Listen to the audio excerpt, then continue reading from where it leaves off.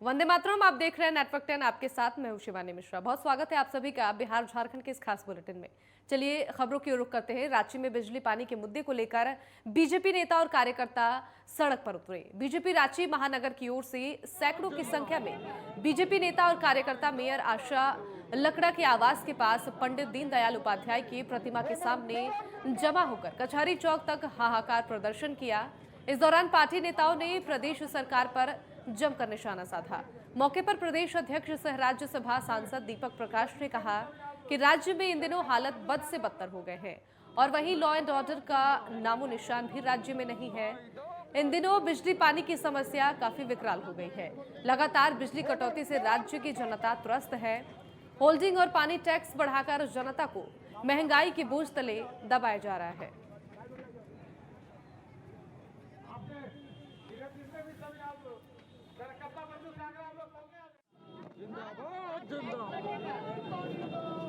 पूरे प्रदेश में इस प्रकार का कार्यक्रम का आयोजन कर रही है। जनता आज सड़कों पर उमड़ पाई है और इसका मूल कारण है कि सरकार से झारखंड की जनता निजात चाहती है,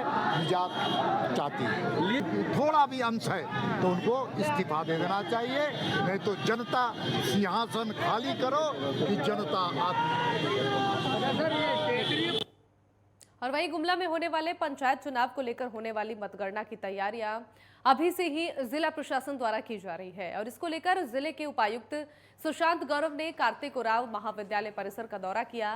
पदाधिकारियों और कर्मियों को निर्देश भी दिया है किस तरह से काम करना होगा। उन्होंने स्पष्ट बताया है कि किसी भी तरह से लापरवाही नहीं बरती जानी चाहिए और बेहतर तरीके से कैसे काम हो सकता है उसको लेकर सभी को काम करने की आवश्यकता है। इस दौरान जिले के एसडीओ और अपर समाहर्ता भी मौजूद रहे। डीसी सुशांत गौरव ने कहा है कि किसी भी काम को समय पर कर देने से बेहतर तरीके से काम को संपन्न कराया जा सकता है।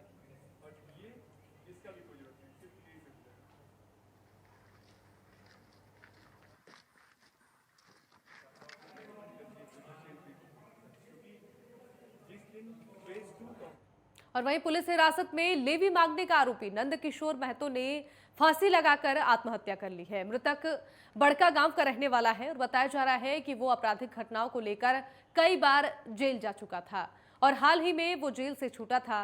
उसके बाद कोयला उत्खनन क्षेत्र में ओएनजीसी, एलएनडी और अन्य कंपनियों से दहशत फैलाकर रंगदारी मांगने का काम कर रहा था। लेवी मांगने को लेकर लगातार मिल रही शिकायत को लेकर एसआईटी ने उसे हिरासत में लिया था। मुफस्सिल थाना और कोर्रा थाना में हाजत नहीं होने के कारण सुरक्षा के दृष्टिकोण से सिलवार स्थित पुलिस कार्यालय में उसे रखा गया था और महतो ने गार्ड से शौचालय जाने की बात कही, जिसके बाद उसने अंदर ही फांसी लगा ली, जिसके बाद आनन फानन में उसे अस्पताल में भर्ती कराया गया, लेकिन डॉक्टरों ने उसे मृत घोषित कर दिया।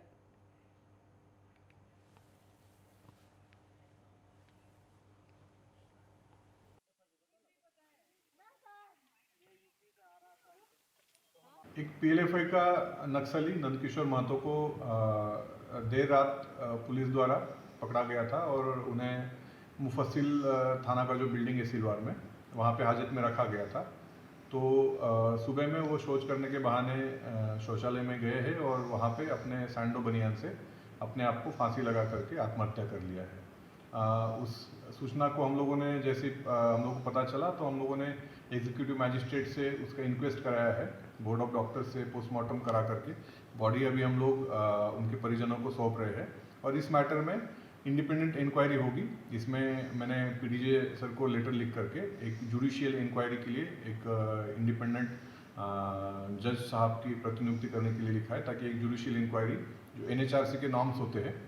फिर भी जब लोग कह रहे हैं कि पोस्टमार्टम करवा लिया है तो पोस्टमार्टम रिपोर्ट में भी देखना होगा कि क्या पोस्टमार्टम रिपोर्ट है और साथ ही जो जांच रिपोर्ट आएगी, जो जज की जांच रिपोर्ट, उसके बाद ही हम कुछ कह पाएंगे।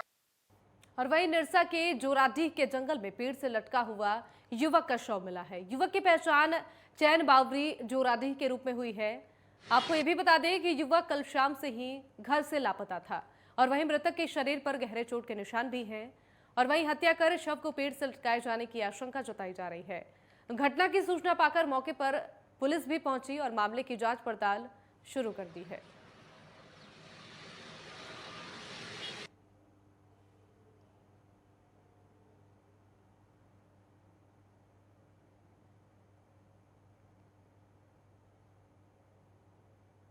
और वहीं गुमला के एक होटल से एक व्यक्ति के 1 लाख रुपए लेकर एक युवक फरार हो गया है और वहीं चोरी की ये घटना सीसीटीवी कैमरे में कैद हो गई। घटना की सूचना पाकर मौके पर पुलिस भी पहुंची और सीसीटीवी के माध्यम से आरोपी युवक की तलाश कर रही है।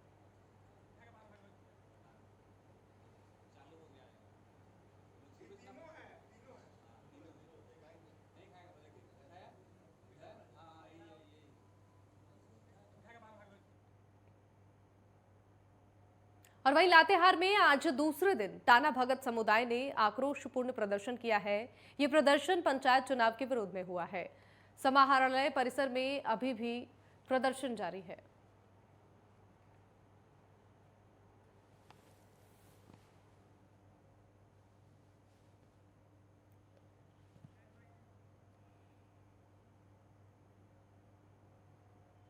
और वहीं धनबाद पुलिस को गुप्त सूचना के आधार पर भारी मात्रा में अवैध कोयला मिला है।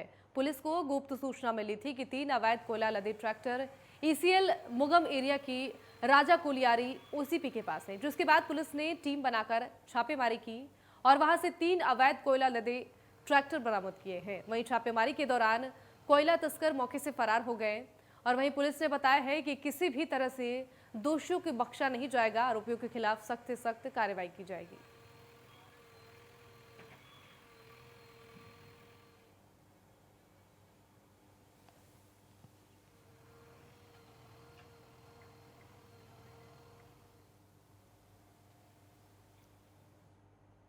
और वहीं बिहार में कैमूर के डीटी खिली टोल प्लाजा पर ओवरलोडेड वाहनों को रोकने के लिए जांच अभियान चलाया जा रहा है और वहीं मजिस्ट्रेट और पुलिस पदाधिकारियों की 24 घंटे यहां पर तैनाती भी की गई है ताकि कोई भी ओवरलोडेड वाहन टोल प्लाजा पर पार न कर सके।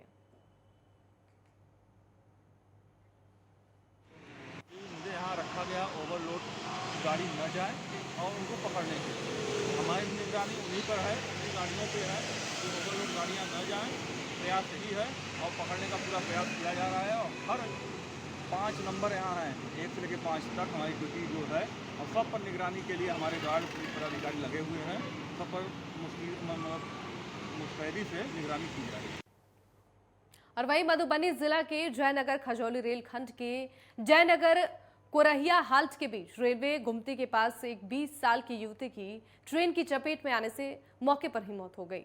मृतक की पहचान जयनगर थाना क्षेत्र के कोरहिया पंचायत के परसाही गांव निवासी श्याम राम की पत्नी सुशीला देवी के रूप में की गई है और घटना की सूचना पाकर परिजनों ने शव को रेलवे ट्रैक से अपने घर ले जाकर मृतका के मायके वालों को सूचना दी है और वहीं घटना पर की सूचना पर मौके पर पुलिस भी पहुंची।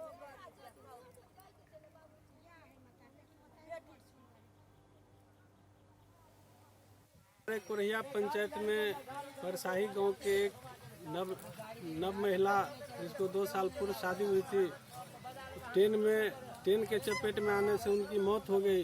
बेटी वाले लोग आए, हमारे समाज के लोग भी आए, सबको हिल मिल के उस लाश को दाह संस्कार कर दिए। इसमें किसी का कोई आपत्ति नहीं।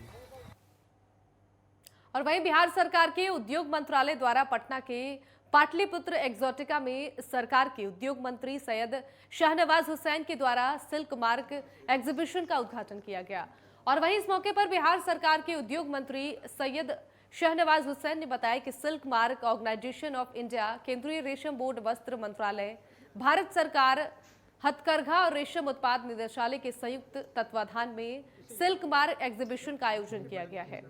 बिहार में सिल्क एग्जीबिशन लगाकर रेशम बोर्ड और वस्त्र से संबंधित उद्योग को आगे बढ़ाने के उद्देश्य से एग्जीबिशन को लगाया गया है। उन्होंने ये भी कहा है कि बिहार में उद्योग के क्षेत्र में लगातार बढ़ावे के लिए कई जगहों पर इस तरह के एग्जीबिशन और साथ ही उद्योग के केंद्र लगाए जा रहे हैं ताकि समाज के लोगों को रोजगार मिल सके।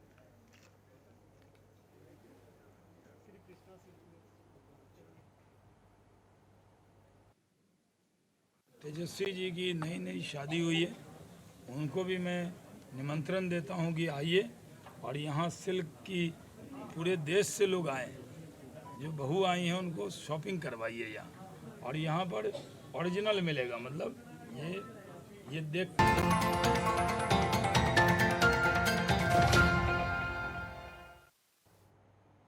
ब्रेक ब्रेक के बाद एक बार फिर से आप सभी का स्वागत है। खबरों में आगे बढ़ेंगे। मुख्यमंत्री की ड्रीम प्रोजेक्ट योजना हर घर नल का योजना में हुई लूट खसोट की पोल खुलने लगी है। ताजा मामला रोहतास जिले के नासरीगंज प्रखंड के अतीमी पंचायत के तातो टोला वार्ड 4 का है। वार्ड नंबर 4 के लोगों को साफ पानी नसीब तक नहीं हुआ है और लाखों रुपए खर्च करने के बावजूद ग्रामीणों को शुद्ध पेयजल नसीब नहीं हो रहा है। गांव में जब से पानी टंकी का निर्माण हुआ है तब से ही ग्रामीण शुद्ध पेयजल की आस लगाए बैठे हैं, लेकिन जेई वार्ड सदस्यों, ठेकेदारों और बिचौलियों और साथ ही सरकारी कर्मचारियों की मनमानी से अब तक ये योजना धरातल पर नहीं आई है। उक्त वार्ड के घरों तक पाइप तो बिछाई गई है लेकिन नल नहीं लगाए गए हैं।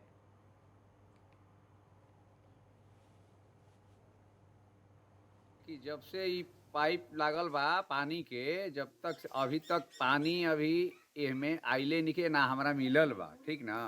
अब पाइप भी बिछावल रहे तो हमारा बुझाता कि 1-2 महीना के बाद में वो पाइप टूट टाट के सब फेंका गई, कोई काम के वो पाइप भी ना रहे। अब एकरा सिवा अब हम का कहीं, देख ली जा, वो तो देखे वाला बा।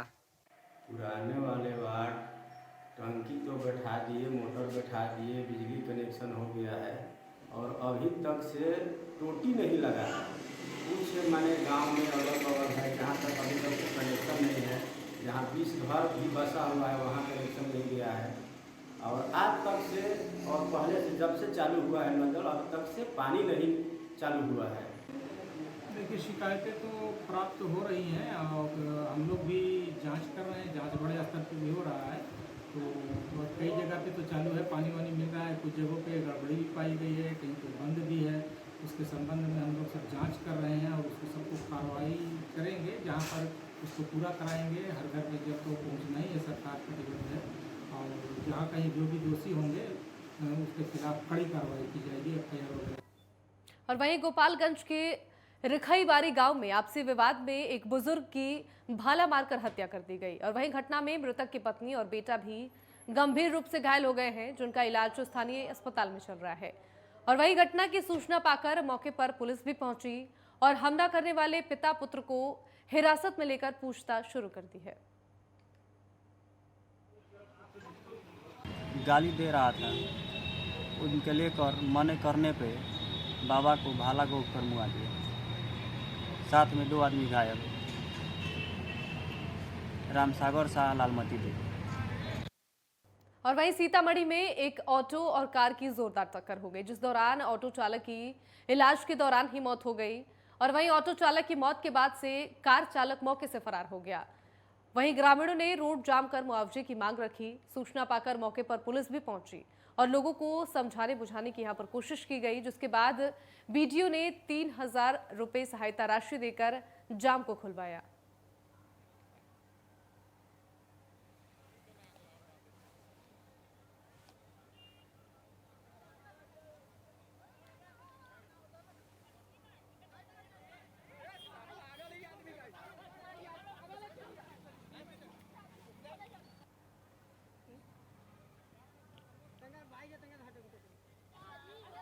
कहाँ इधर